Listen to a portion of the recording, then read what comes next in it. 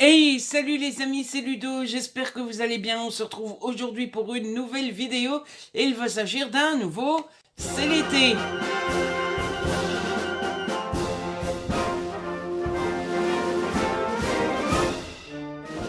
En effet, ça y est, j'ai quelques petites choses à vous raconter en ce mardi 6 juillet. Normalement, vous aurez la vidéo mercredi, puisque je pense que c'est un peu tôt pour vous poster la vidéo aujourd'hui, le 6, puisque j'ai mis un book haul en ligne hier. Donc voilà, vous aurez la vidéo un jour plus tard. C'est pas très grave, ça change pas grand-chose pour vous.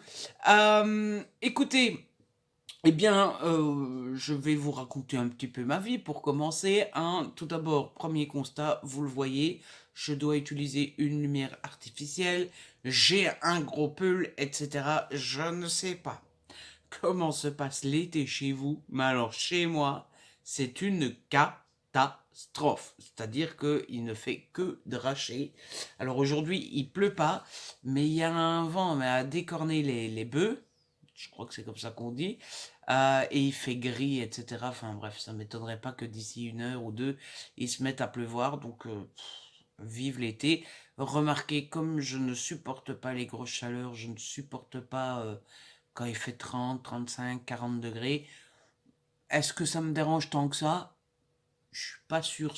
Hein. Vous savez bien que moi, ma période de l'année préférée, c'est Noël, donc c'est l'hiver, etc., etc. Si on a un été sans grosse chaleur, désolé pour ceux qui adorent ça, mais moi personnellement, ça va pas foutre en l'air mon été, je vous le dis. Euh, en fait, le seul souci, c'est pour le moral. C'est-à-dire que moi, j'aimerais bien les températures de l'été, les températures de l'hiver, avec le soleil de l'été. Vous voyez, le combo des deux, ça serait parfait. Comme ça, on a le soleil pour la bonne humeur et on a les températures pour que ça ne me dérange pas. Voilà, ça serait juste parfait. Sinon, je dois vous avouer que ça va plutôt bien ces derniers jours. Alors, je vous avais parlé de mes insomnies dans le premier numéro de C'est l'été. J'en ai encore eu, notamment samedi dernier. Enfin, dans la nuit de vendredi à samedi, où j'ai de nouveau très mal dormi. Là, j'étais, vous savez que j'ai alors je les appelle des somnifères. Apparemment, c'est pas vraiment des somnifères, c'est je sais pas comment on appelle ça, des psychotropes ou je ne sais pas trop quoi. En tout cas, c'est un médicament avec une molécule qui permet d'arrêter de réfléchir. Donc en fait, ça vous fait pas dormir, ça vous fait arrêter de réfléchir. Et comme moi, ma difficulté pour m'endormir, c'est que je réfléchis à tout, à rien, à des conneries, eh bien quand je prends ce médicament, j'arrête de réfléchir, et comme j'arrête de réfléchir, ben, j'arrive à dormir. Donc voilà, mon médecin m'avait prescrit une nouvelle boîte. C'est comme ça que je sais que c'est pas des somnifères, parce qu'il m'a dit, il savait plus ce qu'il m'avait prescrit à la base. Du coup, il a vérifié, il me dit, ah ouais, mais c'est pas des somnifères. D'ailleurs, il me dit, c'est pas grave, alors moi j'en prends aussi. Et donc, j'ai été voir le pharmacien. Et au pharmacien, je lui ai dit, bah voilà, j'ai utilisé la boîte depuis, je crois que c'est le début février. Je crois que c'est le 2 février. Je dis, est-ce que c'est pas trop? Et il m'a ri au nez. Il m'a dit, non, mais vous rigolez ou quoi? Vous pouvez prendre, on peut aller, il ne faut pas, parce que c'est dangereux, côté, vous savez, quand vous savez plus vous en passer, comment on dit ça, accro, quoi. Ça peut vous rendre accro, mais on peut prendre jusqu'à 10 milligrammes par jour. Vous êtes à 0,5 milligrammes tous les 3 4 jours. Donc vous vous rendez compte que, franchement, ce que vous prenez, c'est rien, quoi. Donc ça m'a un peu rassuré. Et comme il me restait 3 comprimés de l'ancienne boîte, je me suis dit, tu sais quoi Ludo, ça fait 2 3 semaines que tu dors mal, que tu as perdu le rythme, etc. Et donc ces 3 dernières nuits, j'ai pris les 3 derniers qui me restaient, sans faire attention de si j'en avais besoin ou pas. Je les ai pris d'office. Et du coup, je viens d'avoir 3 très bonnes nuits. 3 nuits où j'ai bien dormi. Ce soir, j'arrêterai d'en prendre, mais j'espère, vous voyez, que ces 3 bonnes nuits m'ont remis en selle, m'ont remis en route, et que du coup, je suis reparti pour quelques semaines de bon dodo parce que bah je vous avoue que quand on dort mal, c'est quand même compliqué. Sinon, l'autre chose qui me tracasse en ce moment, c'est mon libraire. Alors, mon libraire est en vacances. Il est en vacances depuis fin juin jusque fin juillet. Ça m'ennuie. Alors, ça m'ennuie. Je choisis mal mes mots. Qu'on se comprenne bien, je trouve ça tout à fait naturel, tout à fait normal, tout à fait logique que mon libraire prenne ses vacances.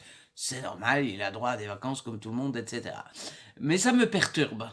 Ça me perturbe pour deux choses. D'abord, parce que je suis quelqu'un d'assez fidèle et loyal envers mes commerçants. Hein, voilà, j'ai mon coiffeur, ma friture, j'ai mon libraire, j'ai ma grande surface et je vais tout le temps chez tout le monde, chez les mêmes. Voilà, je change jamais. Donc quand il y en a un qui est fermé, bah ça m'ennuie parce que j'aime pas aller chez les autres. J'ai mes habitudes là où je vais et en fait je suis quelqu'un d'habitude. J'ai mes habitudes et quand j'ai pas mes habitudes, je me sens moins serein, ce qui est complètement débile parce que franchement, vous pouvez vous passer d'un libraire pendant un mois. Mais, vous voyez, dans ma tête, c'est déjà un peu en mode, non, non, non, il est fermé. Non, non. Et, euh, et ça me perturbe parce que vous savez que je fais la collection des livres Star Wars. Ils sont bien rangés là-bas, je vais pas aller les chercher, mais si vous me suivez sur Insta, vous voyez de quoi je parle.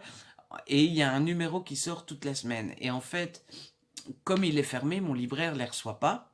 Quand il va rouvrir, il va pas recevoir ceux qu'il aura manqué pendant qu'il n'était pas là. Et quand il revient, c'est pas sûr et certain qu'il saura me les commander. Et donc je vais rater 4 numéros pendant qu'il sera fermé et ça me stresse comme un con. Parce que, enfin, j'en ai parlé à mon père. Mon père m'a dit, mais tu finiras bien par les trouver. Ils finiront bien à un moment ou à un autre sur Vinted, au pire du pire des cas. Et il a raison, mais moi je suis là en mode, oh là là, je vais rater un numéro, ma collection sera pas complète, oh là là, oh là là, oh là là. Du coup, voilà, je stresse pour ça, ce qui est complètement débile. Donc il va m'en manquer 4. Sur les 4, j'en ai déjà trouvé 2 sur Vinted, mais il me manque celui de cette semaine-ci et celui de la semaine prochaine. Donc j'ai demandé à l'autre libraire de la ville. Il a bien voulu regarder, il les trouvait pas, donc il m'avait demandé de prendre l'ISBN du dernier numéro que j'avais à la maison pour qu'il puisse les trouver plus facilement. Hier, j'ai été lui apporter et il m'a dit normalement avec ça je les trouverai. Et il m'a dit pour celui de la semaine prochaine parce qu'en fait à la base il en reçoit un, sauf qu'il a déjà un client habituel qui le prend quoi. Et il m'a dit, bah voilà, pour celui d'après, je noterai directement celui que je reçois pour mon client fidèle, et comme ça, je commande directement un deuxième pour toi. Donc voilà, j'ai bon espoir que pour celui de cette semaine-ci et celui de la semaine prochaine, il puisse les commander. Et puis, bah, s'il n'y arrive pas, je prierai pour que mon libraire habituel puisse les commander quand il revient. Et si lui, il peut pas les commander, ben tant pis, je prierai pour que un jour, un beau jour, ou peut-être une nuit, ils apparaissent sur Vinted. Voilà. Hein. Mais ça pose plein d'autres problèmes. Hein. Il y a un magazine de séries que j'achète tous les 3 mois qui vient de sortir. D'habitude, mon libraire habituel en reçoit un pour moi. Il n'y a pas. Donc j'ai demandé à l'autre libraire aussi. Mais normalement, quand le numéro est déjà sorti et qu'il demande pour en recevoir un, il reçoit à partir du numéro d'après. Mais moi, ça m'intéresse plus le numéro d'après. C'est le numéro de maintenant qu'il me faut. Voilà. Et normalement, je fais une collection de magazines sur l'histoire des États-Unis. Et normalement, j'ai vu sur journaux.fr qu'il n'était pas encore sorti. Mais normalement, le nouveau numéro doit sortir au mois de juillet aussi. Donc voilà, pour rire, je disais à papa, je suis désolé, je bouge un peu, j'ai toujours l'impression que je suis pas droit. Je suis désolé si je suis de traviole ou quoi. Pour rire, je disais à papa, ça m'aurait mieux arrangé qu'il parte en vacances au mois d'août, quoi. Mais bon, voilà, encore une fois, le libraire, il en a rien à secouer de moi et de mes envies et de comment dire, ce qui m'arrange le mieux moi. Vous imaginez si chaque libraire devait faire attention à tous leurs clients avant de décider quand est-ce qu'ils partent en vacances, on n'est pas sorti de l'auberge. Hein. Donc voilà, je fais avec, mais c'est un code. En fait, je suis quelqu'un de stressé pour tout ça, alors qu'il n'y a pas il y a pas de raison d'être stressé, ce n'est jamais que des magazines. Alors, pour la collection, il y a un petit côté stress qui va en manquer un dans la collection. Là, ça peut encore se comprendre qu'on soit un peu stressé, mais pour les magazines, est-ce que si je rate un numéro, ça va être la fin de ma vie? Non, mais il y aura un trou dans mes collections. Et ça me crisse un peu. Donc pour le magazine série, j'attends de voir une semaine ou deux si l'autre libraire le reçoit. Et si jamais il ne le reçoit pas, je demanderai à un copain ou une copine qui habite en France si elle veut pas aller me l'acheter et me l'envoyer. J'ai repéré un magazine sur Harry Potter aussi qui est sorti, mais j'ose pas trop pour le moment demander à l'autre libraire parce que je lui ai déjà demandé de commander les Star Wars et le magazine série. Je me dis si en plus je lui en demande encore un autre, il va finir par se dire eh oh, hein, c'est bon quoi. Je le vois jamais de l'année, il vient jamais. Je sais très bien qu'il vient parce que son libraire habituel est fermé. Et il me demande ça, il me demande ça, il me demande ça. C'est bon, quoi, à un moment. D'ailleurs, je le remercie très fort parce que je suis sûr que la plupart des libraires se seraient dit, oh, c'est bon, quoi.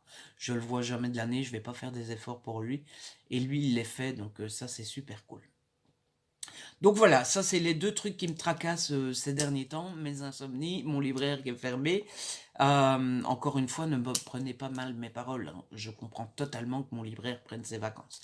C'est juste que du coup, moi je rate des choses et comme je suis un stressé de la vie, je suis stressé de rater mes choses alors que n'importe qui se dirait, bah, soit c'est pas grave, ou soit on tombera bien dessus un jour, ou soit bah, je vais demander à machin ou chose d'aller le chercher pour moi.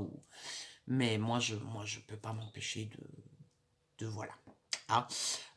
Sinon, pour suivre, je pense que ça sera la dernière chose dans cette petite partie.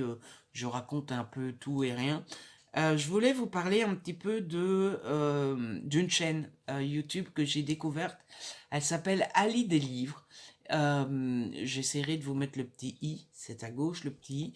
Ali des livres que j'ai découvert grâce aux chaînes, aux amis Soli, donc Solène de la chaîne Livrement Addict et Kimi Collection, qui me parlait donc. De toute façon, je vous conseille la chaîne Livrement Addict et Kimi Collection aussi. Je vous mets tout en barre d'infos plutôt que dans les i, parce que l'autre fois j'ai remarqué, j'arrive pas à placer les i au bon moment. Je vous mets en barre d'infos. Et du coup, comme Ali est copine avec Kimi et Solène, je l'ai découverte et j'aime énormément Ali. Elle est pétillante, elle est pleine de vie, elle arrête pas de rire, elle prend tout du bon côté, c'est vraiment un petit rayon de soleil. Elle lit pas forcément la même chose que moi, puisqu'elle lit beaucoup de fantastique, fantasy, etc. Elle lit un peu de romance, elle est grand fan d'Harry Potter, et elle fait beaucoup de vlogs très sympatoches, qui, moi, me font passer toujours un super bon moment. J'aime vraiment beaucoup Ali, et c'est le genre de personne que bah, vous vous sentez un peu raplapla, vous avez envie d'un peu de compagnie, un peu de sourire, un peu de pétillance, eh bien vous allez voir Ali et ça va tout de suite mieux. Donc voilà, je voulais faire une petite pub pour Ali parce que je l'ai découverte là je l'ai découverte là tout récemment et j'ai beaucoup aimé ce que j'ai vu. J'ai encore quelques vidéos à rattraper, mais de ce que j'ai vu, j'ai beaucoup aimé. Voilà, et regardez, je prends mon bic, ma liste, Ali c'est fait, parler de ma librairie c'est fait, les insomnies c'est fait. On peut passer à la suite.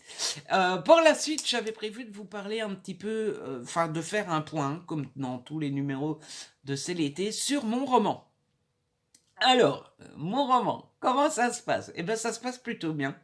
Je vais ouvrir le bazar, le machin, le bédule, devant vos yeux ébahis, parce qu'en fait, j'ai écrit ce matin, mais du coup, ce matin, j'ai pas fait attention à où ce que je m'étais arrêté. Ça se passe plutôt bien. Alors, il n'y a qu'un seul jour où j'ai pas écrit, c'était dimanche. Donc, je suis à 6331 mots. Donc là, pour le moment, j'ai 331 mots d'avance. J'aimerais bien encore écrire un petit peu parce qu'en fait j'étais à 5494. Donc j'aimerais garder mes 494 mots d'avance, mes 500 mots d'avance. Parce que justement, je n'ai pas écrit dimanche et en fait je me suis rendu compte que le week-end, j'ai du mal à ne pas glander, en fait. Je sais pas. Autant la semaine, je me mets toujours la pression pour être productif, pour faire des choses, pour écrire mon roman, pour ne pas rester à rien faire. Autant le week-end, je déculpabilise complètement et j'aime bien glander le week-end. Alors je suppose que c'est parce que la semaine, mon père travaille et le week-end, il ne travaille pas. Et du coup, je me mets un peu sur le rythme de papa. Je suppose que c'est parce que la semaine, on a des rendez-vous. Demain, on va au toilettage pour Pilou, par exemple.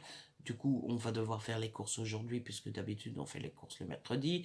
Vendredi, c'est le contrôle technique. Enfin, vous voyez, le week-end, j'ai pas de rendez-vous. C'est parce que tout le monde, toute la société travaille la semaine, en fait. Et du coup, bah, toi, tu as tendance à te bouger la semaine aussi.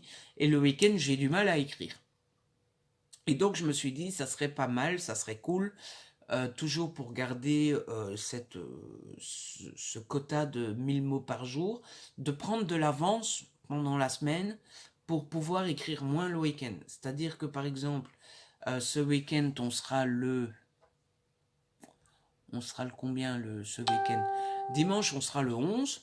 Donc pour être dans mon challenge, dimanche soir, je suis censé être à 11 000 mots. Mais ça ne veut pas dire que je dois écrire 1000 mots par jour. Le but, c'est d'arriver à 11 000.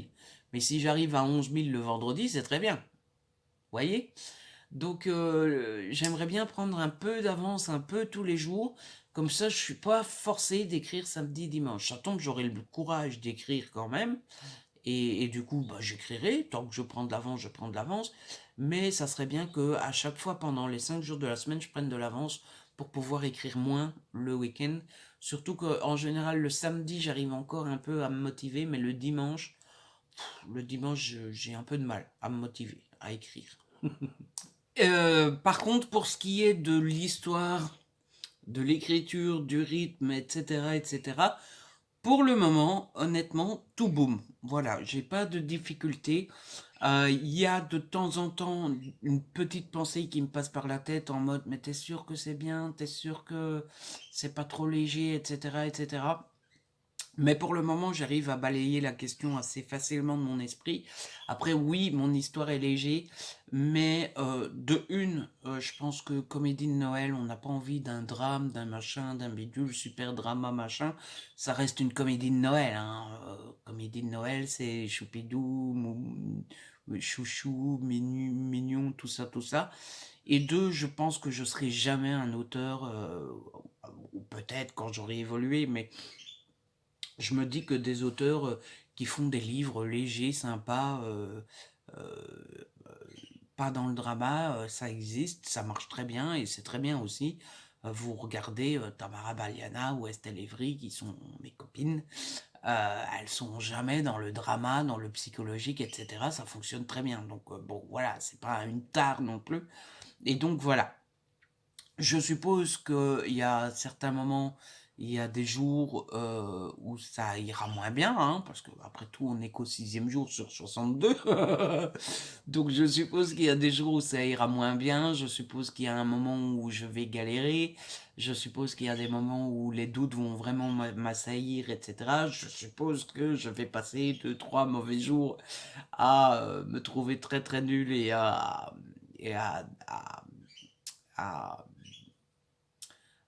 déprimer, etc., etc. Mais pour le moment, ça va. Donc, croisons les doigts et on verra bien ce que ça donne au fur et à mesure. Donc voilà, ça c'était pour l'écriture. Ce que je vous propose maintenant, c'est de passer à la lecture. J'ai pas mal de choses à vous raconter dans le volume lecture. Il faut dire que bon, après tout, c'est une grande partie de ma vie. Vous savez que j'adore lire. Et puis c'est un peu le but de cette chaîne aussi, hein, la lecture. Tout d'abord, j'ai décidé d'abandonner 2 livres. J'ai essayé de les reprendre samedi. Et en fait, je me suis rendu compte que soit ça me plaisait pas du tout, ou soit j'étais plus dedans et j'avais pas envie de reprendre, etc., etc. Donc tout d'abord, j'ai décidé d'abandonner Promis, on reste amis de Juliette Bont. Alors j'en suis vraiment désolée parce que j'aime beaucoup Juliette. On n'est pas vraiment amis, mais on parle souvent sur Insta. Elle m'a beaucoup aidé au début de l'écriture, enfin pas vraiment aidé, mais beaucoup encouragé, etc. J'avais aimé tous ses livres jusqu'à maintenant, mais celui-là, ça ne le fait pas. J'arrive pas du tout. Je sais pas vraiment ce qui me dérange dedans. J'ai pas réussi à analyser le problème. Je pense que c'est parce que c'est une bande d'amis et qu'on a plusieurs histoires en parallèle, etc., etc.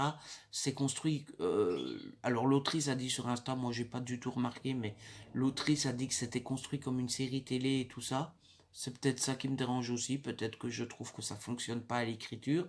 Mais toujours est-il que j'arrive pas. J'ai lu une cinquantaine de pages en plus samedi.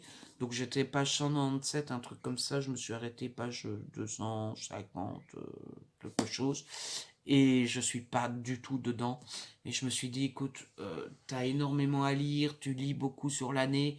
Ça doit rester un hobby. Après tout, c'est pas mon métier de lire et de chroniquer des livres. Je me suis dit, pourquoi te forcer en fait? Ça sert à rien, franchement. Donc bon bah voilà, j'abandonne, promis, on reste amis. Et j'ai décidé d'abandonner dans du bruit dans la nuit de Linwood Barclay aux éditions Belfond dans la collection noire. Là c'est une vraie surprise parce que Linwood Barclay c'est quand même mon auteur chouchou. Il est presque à égalité avec Harlan Coben.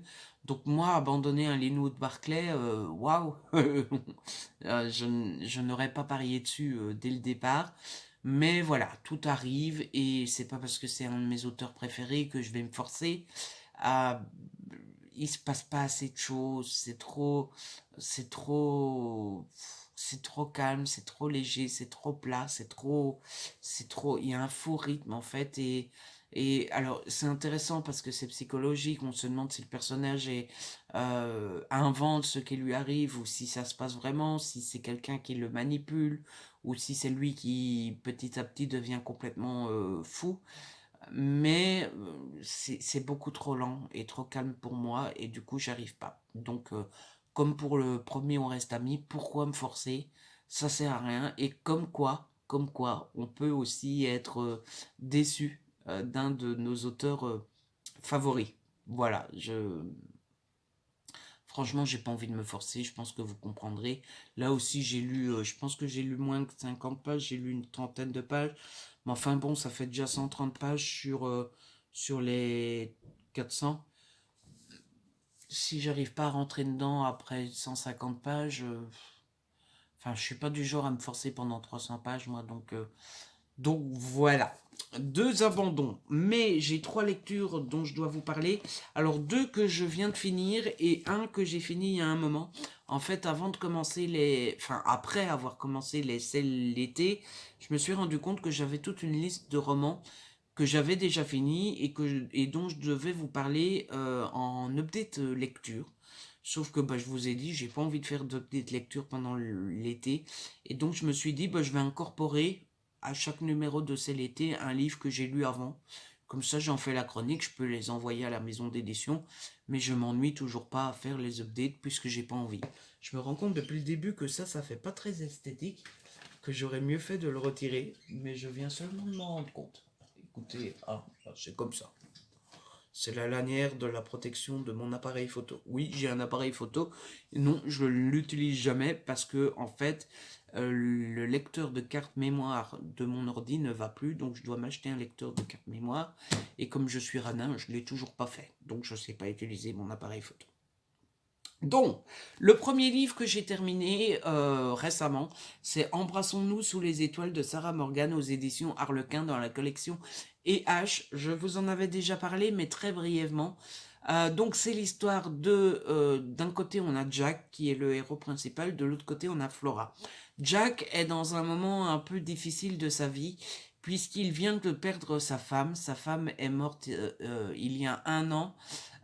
Et elle laisse derrière elle donc Jack, son mari, et ses deux filles, Molly et Izzy. Alors Molly s'en sort plus ou moins parce qu'elle est très jeune, je pense elle a 6 ans, 7 ans.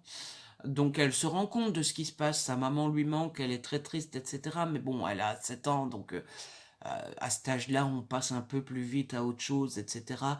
Il y a juste quelques moments où elle se dit maman me manque, mais voilà, elle n'est pas psychologiquement complètement foutue. Par contre, Izzy, qui a 17 ans ou 18, enfin bref, elle est ado quoi. Pour elle, c'est beaucoup, beaucoup, beaucoup plus compliqué et elle pète souvent des câbles.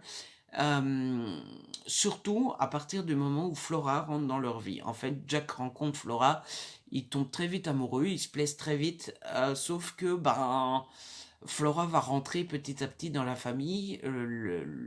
L'aventure entre Jack et Flora va devenir de plus en plus sérieux. Et malheureusement, bah, Flora, elle a la lourde tâche de passer après Becca, donc la femme qui est morte, et pas forcément prendre sa place. On ne peut pas prendre la place de quelqu'un qui est morte. Mais elle passe après. Et autant Jack, ça ne lui pose pas de problème, puisque bah, il l'a rencontré, il est amoureux, etc. Autant Molly, Flora arrive assez facilement à se rapprocher de Molly. Autant avec Izzy, c'est beaucoup, beaucoup, beaucoup plus compliqué, puisque Izzy voit en Flora une intruse, Izzy voit en Flora quelqu'un qui veut piquer la place de maman, et surtout Izzy voit en Flora un danger parce que Izzy s'est complètement plongé dans les tâches ménagères, dans la gestion de la maison, dans la gestion de sa petite sœur Molly, pour passer outre sa- sa- son, son deuil en fait. Et en fait, elle a jamais vraiment fait son deuil. Elle a mis toute sa tristesse de côté pour se concentrer sur sa sœur, sur la maison, etc. Puisque Jack travaille beaucoup. Jack, lui, s'en est pas rendu compte. Et donc, Izzy a beaucoup de mal. C'était vraiment très bien écrit, c'est du Sarah Morgan. Alors l'écriture de Sarah Morgan, elle est juste merveilleuse, hein. Moi j'aime beaucoup le style de Sarah, qui pour moi est l'une des meilleures en romance. Il n'y a pas de sexe si vous n'aimez pas le sexe. C'est pas Jojo forcément, puisque bah, on a toute cette histoire de deuil, cette histoire de maman absente parce qu'elle est décédée. Moi, vous le savez, j'ai pas de maman. J'ai vécu sans maman, donc dès que c'est une histoire sur les mamans, tout de suite ça me prend en trip. Ça va vite, ça se lit tout seul, c'est juste, c'est super bien fait. On n'est jamais trop dans l'émotion, mais on n'est jamais trop peu dans l'émotion. Euh, c'est pas un tire-larme, quoi. C'est pas, on sent que c'est pas écrit en mode il faut absolument que je les fasse pleurer et tout. C'est toujours sur le fil en fait. C'est toujours super bien fait, etc. Donc ouais, j'ai vraiment beaucoup aimé. C'est pas son. Alors, j'allais dire, c'est pas son meilleur. Je sais pas si intrinsèquement, si c'est vraiment pas son meilleur. Moi, c'est pas celui que j'ai préféré. Voilà. Mais je pense que c'est parce que c'était un poil trop triste pour moi. Et vous savez que quand c'est trop triste, j'ai du mal parce que j'ai du mal avec la tristesse et que voilà, je suis déjà assez anxieux et assez stressé dans la vie et assez une éponge dans la vie que pour aimer lire des trucs tristes. Donc là, je l'ai lu parce que c'est Sarah Morgan et que c'est une de mes autrices préférées. Mais la tristesse dans les lectures, voilà, c'est pas que je la fouille, mais c'est pas mon truc préféré. Mais c'était encore une fois merveilleux. Le livre fait quand même 400 et des pages, hein, c'est pas rien. Mais ça se lit vraiment tout seul, quoi. Voilà, 402 pages, mais ça passe comme si ça en faisait 50. Ensuite, les deux livres dont je vais vous parler, c'est des Hugo, et c'est deux livres que je n'ai pas aimés. Vous voyez? Ça arrive qu'on n'aime pas nos auteurs favoris, ça arrive qu'on n'aime pas notre maison d'édition favorite. Tout d'abord, j'ai terminé Play Art, le tome 4, Art Toulouse de Cabramberg aux éditions New Hugo, donc, mais dans la collection New Romance. Je sais pas ce qui s'est passé avec ce quatrième tome. J'avais vraiment beaucoup, beaucoup aimé les trois premiers, surtout le 2 et le 3. Je crois que mon préféré sera le 2. Mais alors celui-ci, est-ce qu'il est réellement en deçà des autres? Si vous l'avez lu, n'hésitez pas à me donner votre avis. Ou est-ce que c'est moi qui a changé d'état d'esprit, qui a changé de mood, qui a changé comment dire, comment on traduit mood en français? Qui a changé est-ce que je suis plus triste que quand j'ai lu les 3 premiers? Est-ce que je suis plus joyeux, moins tracassé, plus tracassé, etc. J'en sais rien. Mais j'ai trouvé ce 4e tome totalement différent des autres et je déteste dire ça parce que je pense toujours à mes romans à moi et je me dis, mais si un jour quelqu'un dit ça de mes romans, ça va trop me faire du mal. Mais bon, K. Bromberg est anglaise, donc elle risque pas de tomber sur mon avis. Je l'ai trouvé raté. Euh, alors, ce qui ne change pas par rapport aux autres, c'est que ça va assez vite. C'est assez divertissant, le style reste assez bon et assez addictif, mais pour un style donc addictif. Mais pour le reste, je sais pas ce qui s'est passé. J'ai trouvé l'histoire. Alors les 3 premiers n'étaient déjà pas super, c'était pas super original. Mais alors ici, je l'ai trouvé encore plus cousu de fil blanc que les autres.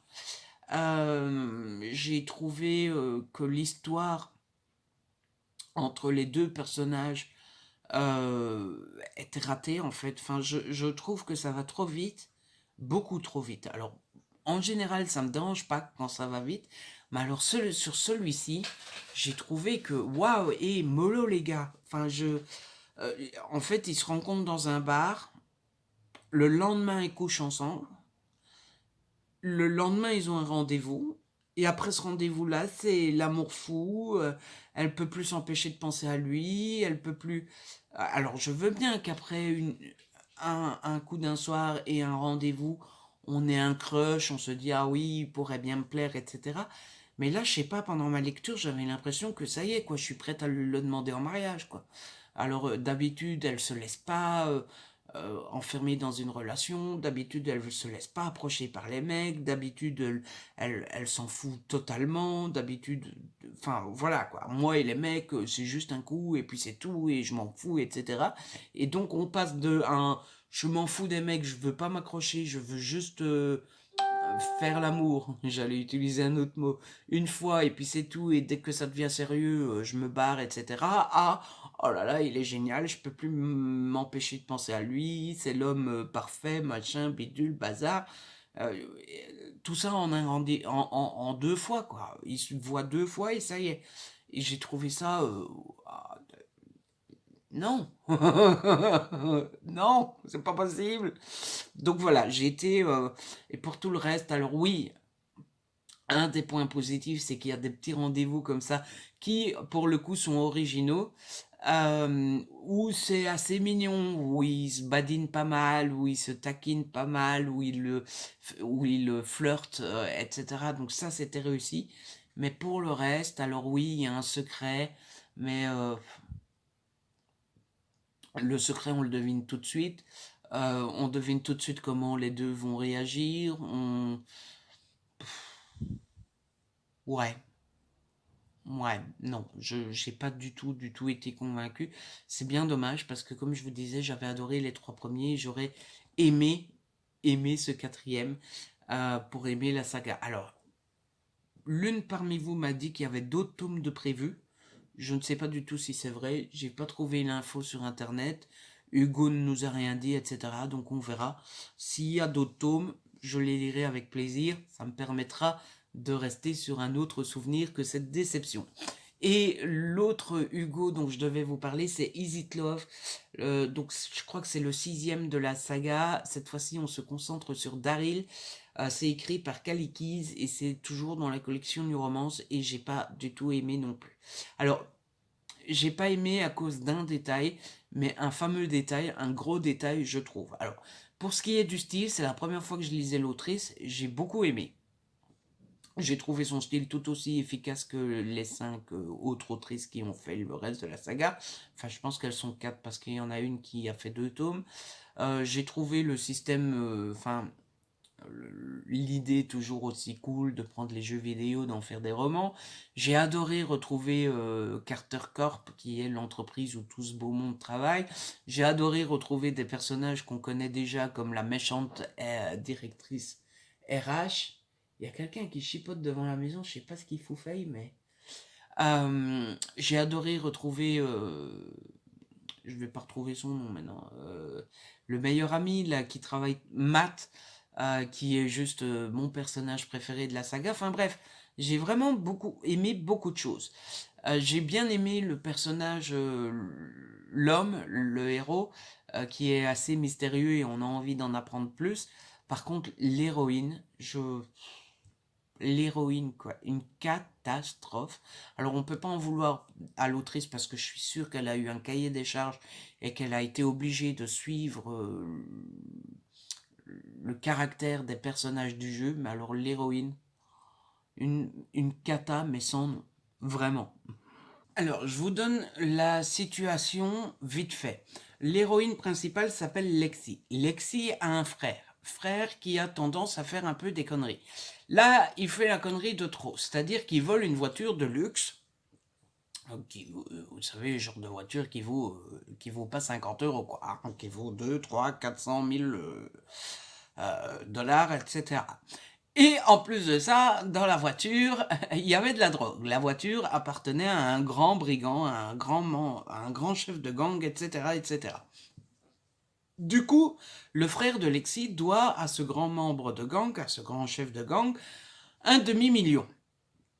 Lexi forcément veut aider son frère, mais elle est paniquée, elle ne connaît aucun membre de gang, aucun bandit, elle n'a aucune connexion, aucune connaissance, et elle n'a pas 50 000 dollars. Et elle va demander l'aide de Daryl. Et je l'ai trouvé insupportable. Alors, je voudrais être sûr que vous compreniez que ce qui va suivre n'est pas sexiste. Je ne dis pas tout ça parce que c'est une femme. Ça aurait été un homme, ça aurait été strictement la même chose. Dans le sens où, quand tu te retrouves dans la merde,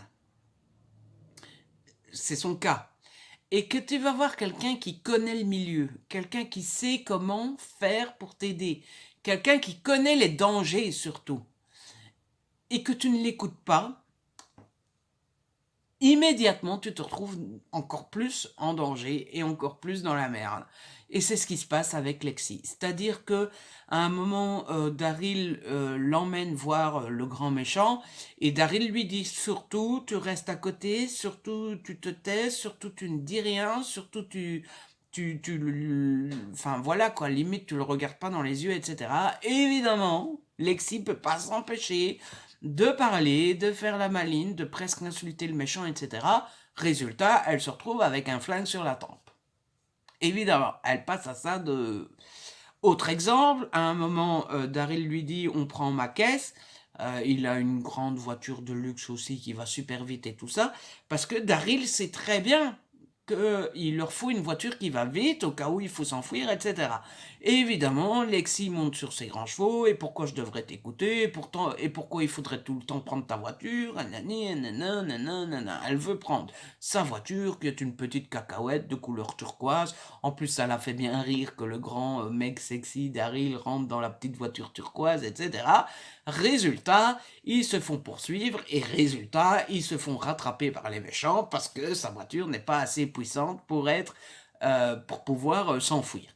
Et en fait, ce qui m'a totalement énervé, c'est que quand tu te retrouves dans ce genre de situation, quand tu te retrouves en face d'un chef de gang, et qu'on te dit à la moindre occasion, au moindre regard de travers, au moindre mot de travers, au moindre geste de travers, il est capable de te foutre une balle dans le front.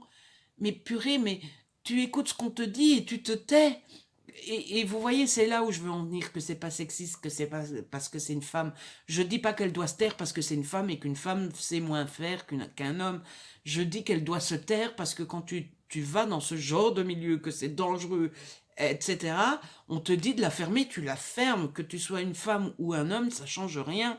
Tu te tais. Enfin, je veux dire, à quel moment t'es devant un type complètement dingue qui est capable de te buter en moins de deux, et tu te dis ah ben je vais l'ouvrir, je vais faire la maline. Non quoi, enfin, et tout le long du roman, elle fait sa, vous voyez, son indépendante. Je fais comme je veux, je fais comme je l'entends, je fais Ouais, et puis de toute façon, je dois pas toujours t'écouter, j'ai droit à mon libre arbitre, etc. Et donc tout au long du roman, il ne cesse d'être tout le temps en danger eh bien, parce qu'elle n'écoute pas et parce qu'elle en fait qu'à sa tête et que voilà. Et à un moment, vous savez, c'est comme quand vous êtes stagiaire, quoi. Vous arrivez quelque part, on vous dit, ça, c'est comme ça, il faut faire comme ça, bah, vous faites comme ça, parce que si vous faites à votre mode, ben, vous allez vous rendre compte que votre chef de stage avait raison et qu'il fallait faire comme ça et pas comme ça. Et là, c'est le même cas. Et en fait, elle m'a saoulé à toujours vouloir faire à sa mode. Et du coup, bah, ils se sont retrouvés pendant tout le long du roman à être en danger parce qu'elle a fait à sa mode. Et ça m'a saoulé. Voilà. Et croyez bien que ça aurait été un homme, ça aurait été pareil, quoi.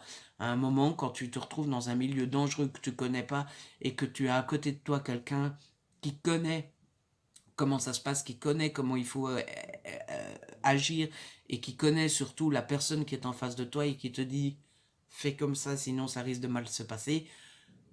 Si t'as pas envie de mourir, bah tu écoutes un petit peu ce qu'on te dit, quoi. Et donc voilà, ça m'a agacé tout le long. Voilà.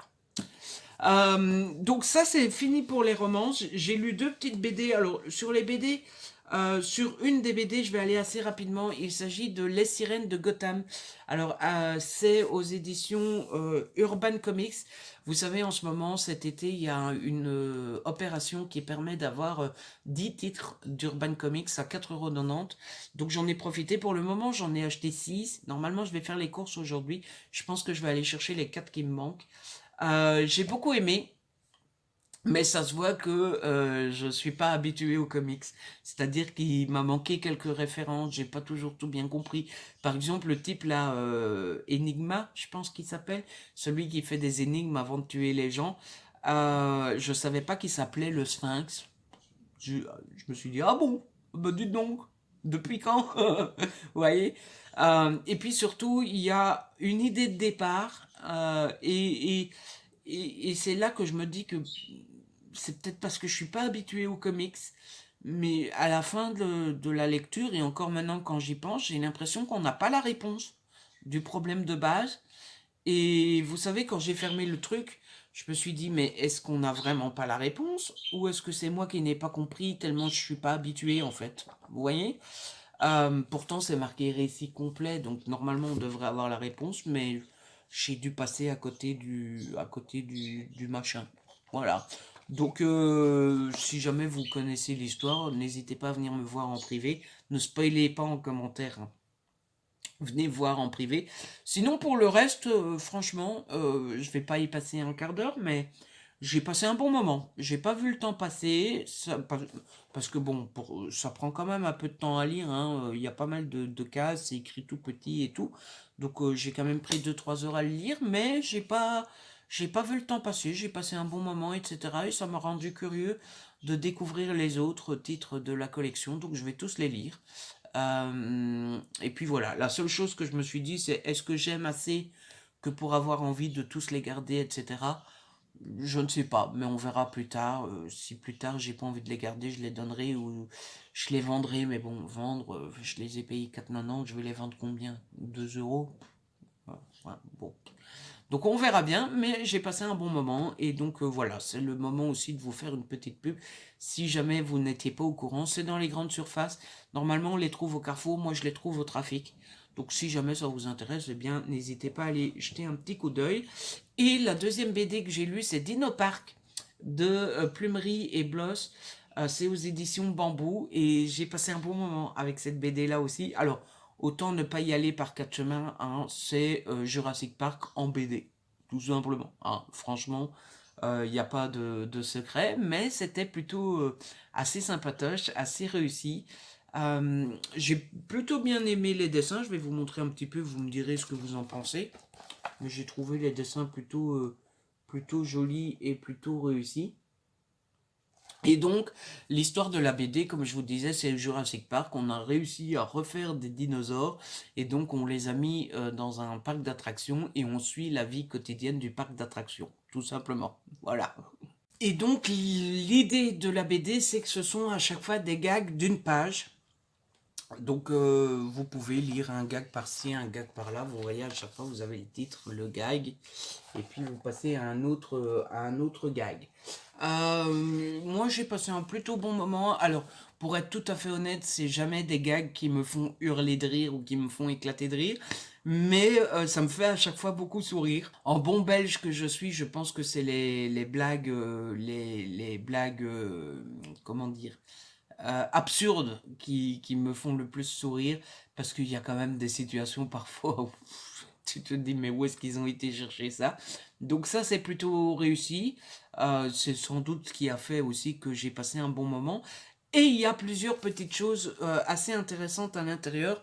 Tout d'abord, alors moi j'ai trouvé, c'est rare, les ouvertures de BD comme ça. Vous voyez, c'est directement sur la planche, hein, où vous avez une petite map du parc d'attractions.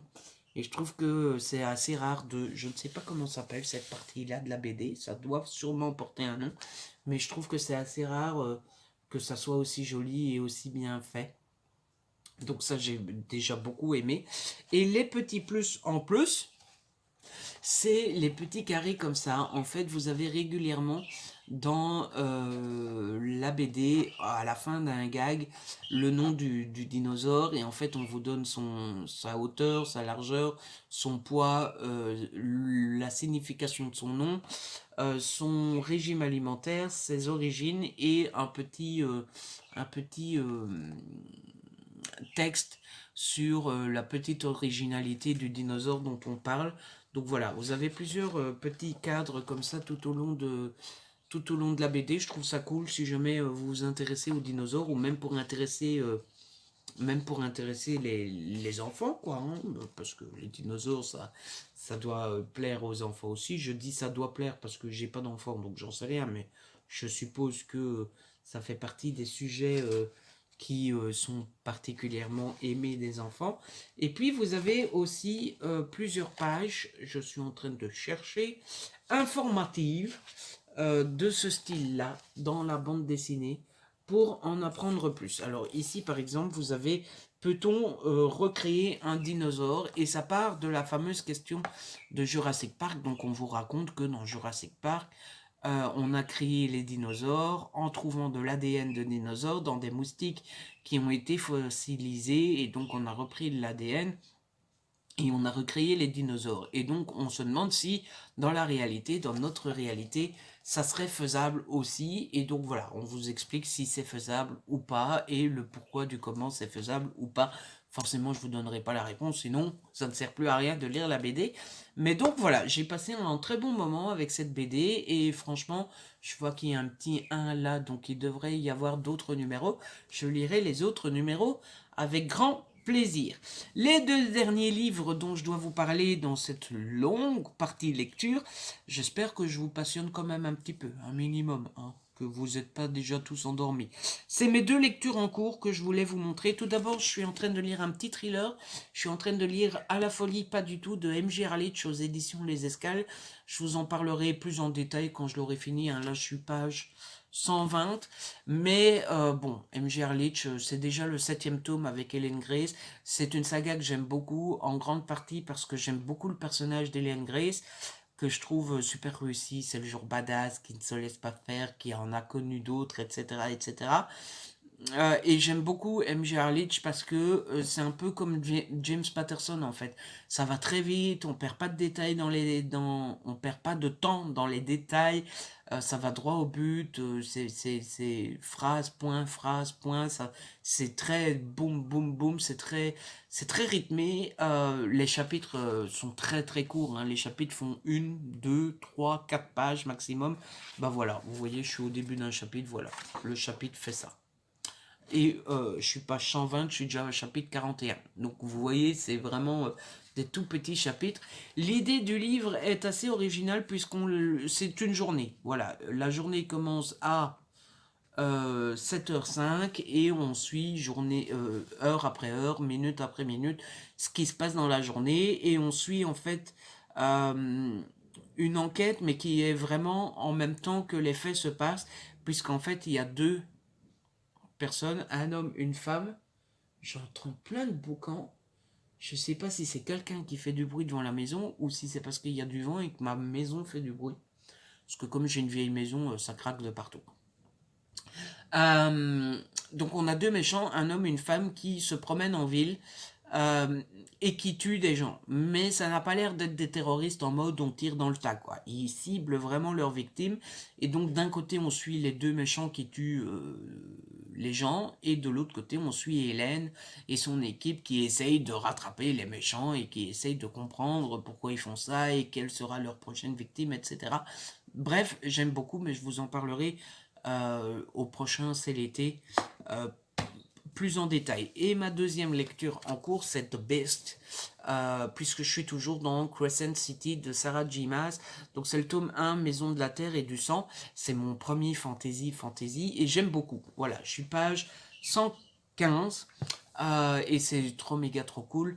Alors, pour ce qui est de l'histoire, je peux pas trop vous raconter sans spoiler. En tout cas, j'aurais du mal, j'aurais peur de vous spoiler. Ce que je peux vous dire, c'est que c'est...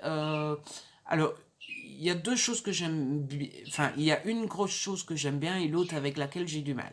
La chose que j'aime bien, c'est l'histoire.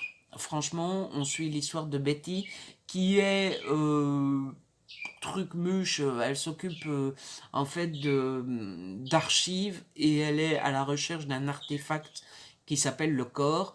Et elle est meilleure amie avec Danica, qui est une louve super puissante et qui fait partie d'une meute qui protège la ville. Et il se passe un gros événement, et j'en suis au gros événement. Voilà, c'est le gros événement qui bouleverse tout, le gros événement qui vous met sur le pet, parce que en 2 pages, il n'y a plus rien qui va, quoi. En 2 pages, tout est bouleversé, tout est...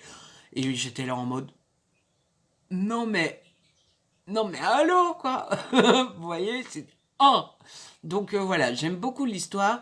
Là où je suis perdu, c'est qu'il y a beaucoup de bestioles, hein, de louves, d'anges, des faées, des satyres, des machins, des bidules. Et donc il y a beaucoup de personnages, et donc retenir tous les personnages, retenir quelle est leur nature. Et puis il y a beaucoup de hiérarchie. Vous savez, les loups sont au-dessus du machin, les trucs sont au-dessus des autres machins, et machin, bidule, bazar. Là-dessus, je suis un petit peu paumé, quoi. Savoir qui est quelle bestiole est hiérarchiquement au-dessus de l'autre, et machin, et bidule, et bazar. Voilà, là je suis arrivé page 115 et je me suis dit, ah, donc elle c'est la maman de lui, ah d'accord, ah, j'avais pas capté. Donc vous voyez, j'ai un peu de mal avec la hiérarchie, j'ai un peu de mal à retenir tout le monde, j'ai un peu de mal à retenir qui est qui, mais pour l'histoire principale, j'adore, donc voilà, je me prends pas trop la tête sur cette histoire de hiérarchie et de qui est qui. Et je continue l'histoire et je me dis, voilà, je vais m'habituer petit à petit à tous ces personnages, etc. Et voilà. Mais pour le moment, j'aime beaucoup. La preuve, j'ai lu 115 pages et je suis pas prêt d'abandonner. Je pense que je vais, si ça continue comme ça, je pense qu'il y a moyen que je le lise en entier. Maintenant, je lis jamais 100 pages d'affilée parce que ça reste de la fantaisie et donc ça reste mon style, un style qui n'est pas le mien de nature. Et du coup, ben, je me suis rendu compte que voilà, je lis 2, 3 chapitres et il faut que je fasse une pause, quoi. Donc, mais je pense que je vais le lire tranquillou bilou tout au long de l'été. Voilà, ça c'est pour tout ce que j'ai lu. Et ce que je vous propose, c'est un mini book haul. Un mini book haul. J'ai 3 petites choses qui sont arrivées à la maison cette semaine, mais 3 petites choses qui me font énormément plaisir. La première chose que j'ai reçue, c'est celui-ci. Donc, c'est Tout est sous contrôle ou presque de Herbé Deveau. C'est de l'auto-édition. C'est l'autrice qui me l'a envoyé. En fait, j'avais fait un live avec Lou Marceau et l'autrice est copine avec Lou Marceau. Et du coup, Lou l'avait lu en bêta lectrice et quand bah, Herbé Deveau était venu parler en, en commentaire, etc., elle avait dit, ah bah lisez Herbé Deveau, etc., etc. Et après le live, Herbé Deveau est venu me voir et elle m'a proposé de lire son livre. Alors, je sais pas du tout de quoi ça parle, mais j'ai dit oui, tout d'abord parce que je fais confiance à Lou Marceau, et si Lou Marceau dit que c'est génial, c'est que ça doit l'être. Et puis surtout parce que il paraît que le livre est très drôle et très marrant et très sympatoche. Et écoutez, dans ce monde de brut, on a toujours besoin de livres marrants, sympatoches, tranquillou bilou. Donc j'ai dit oui, sans hésiter, et donc j'ai hâte de lire ça. Le deuxième roman que j'ai reçu cette semaine, c'est La maison au milieu de la mer céruléenne de T.J. Klune aux éditions de Saxus. Alors ça a l'air d'être un peu du fantastique aussi. On est avec Linus Baker qui mène une vie tranquille et solitaire à 40 ans. Il vit dans une petite maison avec un chat caractériel et ses vieux disques.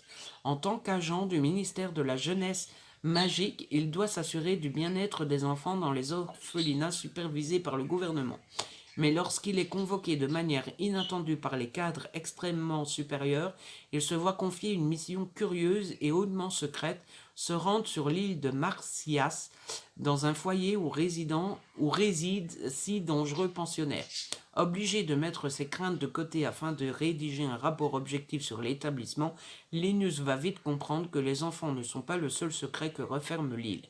Il devra également réussir à cerner le charmant et énigmatique directeur des lieux, Arthur Parnassus, qui fera tout pour défendre ses protégés. À mesure qu'il découvre d'incroyables secrets et qu'il se rapproche d'Arthur, Linus va se retrouver confronté au plus difficile des choix, faire son devoir ou écouter son cœur. Donc voilà, De Saxus, c'est une maison d'édition fantasy. Donc je pense que j'en demanderai pas 10 000 à chaque fois à la maison. Mais là, je sais pas, je me suis dit, ça a l'air de la fantaisie, mais de la fantaisie assez enfant. Pas de la fantaisie pure et dure, adulte et tout ça. Donc je me suis dit que je pourrais tenter. Ça m'a fait penser à Harry Potter, pas dans l'histoire, même s'il y a ce côté magique, mais ça m'a fait penser à Harry Potter dans le côté écriture. Je me suis dit, ça doit être de la fantaisie, mais niveau Harry Potter, donc niveau accessible pour moi, et donc j'ai eu envie d'essayer et je l'ai demandé. Et la dernière petite arrivée de la semaine, mais pas des moindres parce que j'adore, j'ai reçu Les Omniscients, le tome 2, Leur pouvoir, le savoir absolu de Castellani et Dugommier aux éditions Le Lombard. J'avais lu le premier tome assez récemment, il me semble. Je l'avais pas lu à sa sortie, mais enfin, je sais plus quand j'ai lu le premier tome, mais j'avais adoré. C'est sur l'histoire de ces 5 enfants qui se réveillent un beau matin omniscients, c'est-à-dire qu'ils connaissent tout, sur tout, de chez tout, et donc forcément, ça a l'air génial comme ça, mais forcément, ça apporte pas mal d'ennuis. Oui, c'est pas si cool que ça au final. Et donc j'ai hâte de pouvoir lire cette petite suite. Et on en arrive donc à la dernière partie de la vidéo où je vais vous parler un petit peu série. Alors normalement la partie c'est série film, mais je n'ai pas vu de film ces derniers jours. Par contre j'ai vu une série et un documentaire réalité. La première série que j'ai vue c'est Young Royals, qui est une série nordique. Alors je ne sais plus si c'est Suède ou je sais pas quoi. On y suit l'histoire d'un jeune garçon qui s'appelle Kilem. C'est un nom nordique, hein. Enfin c'est écrit en mode nordique, c'est K-I-M-M-E-L-C-H, un truc comme ça, qui fait partie de la famille royale, dont on ne sait pas quel pays, à mon avis c'est fait exprès qu'on ne donne pas de nom de pays. Il fait partie de la famille royale et il est un peu du genre à sortir, à boire, à se bagarrer, etc. Donc il fait la une des tabloïds. Ça ne plaît pas fort à la famille royale et donc on décide d'aller le mettre dans un internat. Donc il va à l'internat, on suit un petit peu sa vie. C'est pas facile. Non seulement les gens ne se comportent pas trop naturellement avec lui, hein, c'est le prince et machin et bidule, mais en plus il y a des luttes dans l'école entre les riches et les pauvres, etc. Enfin bref, c'est pas Jojo. Mais un jour, il apprend que finalement, il devient le prince héritier. Donc le prochain à devenir roi, c'est lui. Et là, sa vie se complique encore un petit peu plus. Je vous laisserai découvrir les détails avec la série. Il y a 6 épisodes, j'en ai déjà vu 4. Alors les épisodes sont pas trop longs, la plupart fait 40-45 minutes. Il y en a 2, il me semble, qui font 50 minutes. Moi, j'ai beaucoup aimé. Alors, ça ne révolutionne absolument pas le genre. C'est pas un truc waouh, c'est assez teen. Euh, et c'est pas la série du siècle. Mais si vous avez besoin d'une série sympatoche qui se laisse voir, vous savez, en mode un peu, on se met devant la télé, on est fatigué, on a envie de glander et de regarder un truc sans prise de tête, c'est parfait. Pour une fois, je trouve qu'il y a les longueurs à la Netflix. Vous savez, je suis pas super fan des séries Netflix parce que je n'en peux plus de ces épisodes qui durent 1 heure, qui sont d'une lenteur incroyable. Enfin, je trouve que les séries Netflix ont un faux rythme, ont des lenteurs, ont des longueurs. Je comprends pas ces trucs d'épisodes d'1 heure. C'est pour ça que j'aime un peu plus les épisodes de séries network. Mais là, pour le coup, j'ai pas trouvé qu'il y avait de longueur. Alors, si, il y en a, pour être objectif.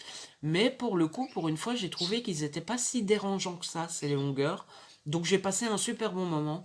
Bah voilà, si vous avez envie de regarder une série pas trop prise de tête, un peu quand vous êtes fatigué, eh bien pensez à Young Royal. Et la deuxième chose que j'ai regardé, c'est sur Netflix aussi, ça s'appelle Ces incroyables locations de vacances. Et en fait, dans ce documentaire, on suit 3 personnes, 2 femmes, un homme, qui nous emmènent en vacances et qui... alors, le principe est assez simple. On va à chaque fois dans une destination. Le premier numéro, c'est sur Bali. Le deuxième numéro, c'est les États-Unis. Autant vous dire que le deuxième numéro m'a fait rêver comme jamais. Et en fait, le principe, c'est que la première femme vous propose un endroit où loger qui ne coûte pas cher. La deuxième femme vous propose un endroit original et la troisième personne vous propose un lieu luxueux.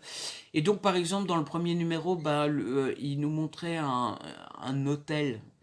Alors, je dis pas hôtel entre guillemets parce que c'est le truc rempli de cafards qui ressemble à rien, hein, mais c'est parce que c'est pas un hôtel tel qu'on l'imagine. C'est pour le coup, c'était original aussi, qui coûtait 25 $ la nuit. La personne qui nous présentait le truc original nous présentait un truc où c'était 370 € la nuit. Enfin, c'est des dollars. 370 $ la nuit et le truc luxueux c'était 4 000 $ la nuit. Et donc, en fait, le but, c'est de vous montrer que vous pouvez voyager même quand vous n'avez pas beaucoup de sous, ou que vous pouvez voyager dans des trucs originaux, ou que vous pouvez, si vous êtes pété de thunes, vous faire plaisir et aller dans des endroits de ouf. Et donc, à chaque fois, il vous montre la location que vous pouvez avoir, les activités que vous pouvez faire, etc. Et évidemment, il vous montre le paysage et tout. Ça fait rêver un petit peu quand même, ça donne très envie de partir en vacances. Pourtant, vous savez que moi, je suis pas très vacances, hein. Je suis bien chez moi. Et chez moi, ça me coûte 0 € de la nuit. Quoique, quand vous payez l'électricité, le gaz, le cadastre et tout ça, ça vous coûte pas si zéro que ça. Mais bon, bref, hein. Euh, et voilà, j'ai beaucoup aimé. J'ai regardé 2 épisodes. Il me semble qu'il y en a 8 ou 10. Je ne saurais plus trop dire, il faudrait vérifier. Mais j'ai beaucoup aimé. J'ai passé un super bon moment devant ce docu-réalité. Euh, Franchement, c'est très joli à voir. Ça m'a donné une idée de roman. Euh, et c'est vraiment très sympa. Donc voilà, si vous partez pas en vacances ou si vous êtes quelqu'un de voyageur ou quelqu'un qui adore le voyage, etc., bah, je vous conseille ce documentaire. Ça s'appelle Ces incroyables locations de vacances. Et c'est super bien fait. En plus, ça dure pas très longtemps. Ça dure une demi-heure. Je pense que c'est 35 minutes.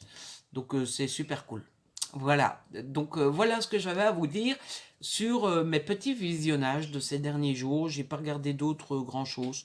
Donc voilà, j'ai regardé d'autres trucs, mais ça sert à rien de vous en parler puisque c'était à la télé belge et donc voilà, la plupart d'entre vous, ou alors des trucs qui sont déjà passés sur la télé et c'est trop tard, c'est passé, c'est passé.